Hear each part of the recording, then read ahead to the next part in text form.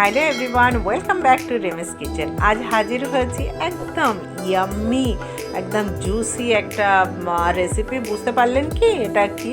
হ্যাঁ, আমলকির মিষ্টি আচার। দারুণ আচার, একদম জুসি, বছর ভর রেখে দিন আর খেতে থাকুন।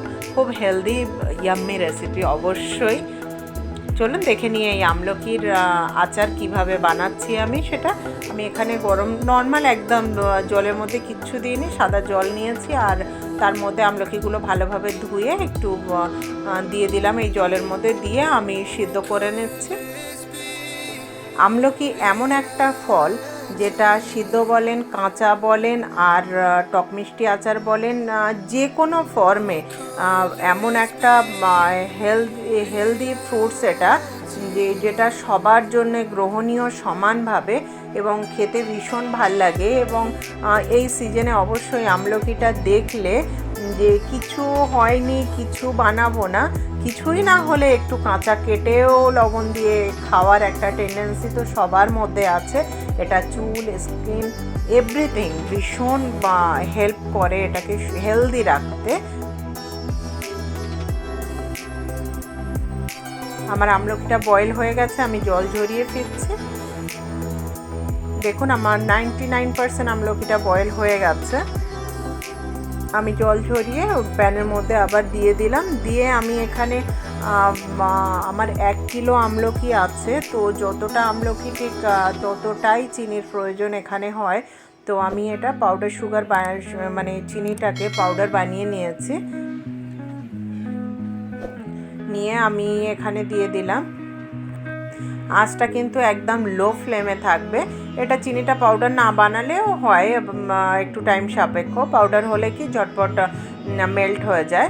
তো একদম লো ফ্লেমে রেখে এইভাবে ঢাকা দিয়ে রাখুন। পুরো আমলকি দিয়েও জল ছাড়বে আর চিনিটা একদম লিকুইড ফর্মে এসে যাবে। তো তার মধ্যে বেশ কিছুক্ষণ রান্না হলে দারুণ একটা কালার এসে যাবে আমলকি। ব্যাস ঝটপট হয়ে যায়, খুব একটা কমপ্লিকেটেড কিছু নয়। একবার বানিয়ে নিন আর সারা বছর ধরে এনজয় করুন আমলকির মিষ্টি আচার ইয়া টক ঝাল মিষ্টি আচার। আর আমি এখানে 2টো এলাচ একটু ফাটিয়ে দিয়ে দিচ্ছি, কারণ অন্য কিছু দরকার নেই। যারা এলাচ দেবেন না, নাও দিতে পারেন, একটা দারুণ গন্ধ হয়, তার জন্য আমি দিই। দেখুন চিনিটা প্রায় মেল্ট হয়ে গেছে সব। খুব দারুণ একটা রেসিপি এবং সবাই খুব পছন্দ করে খেতে। কার কতটা ভালো লাগে সেটা তার উপরে ডিপেন্ড করে। তবে এর যে একটা আমরা আমাদের শরীর, চুল, স্কিন ঠিক রাখার জন্যে, হেলদি রাখার জন্যে আমরা কিন্তু অনেক কিছু ব্যবহার করে থাকি, যেটা কিন্তু এই আমলকি একাই 100টা ওষুধের কাজ করে। তো ভীষণই একটা হেলদি ফল এটা। এই সিজনে তো একদম ফ্রেশ পাওয়া যায়, 12 মাসই পাওয়া যায়।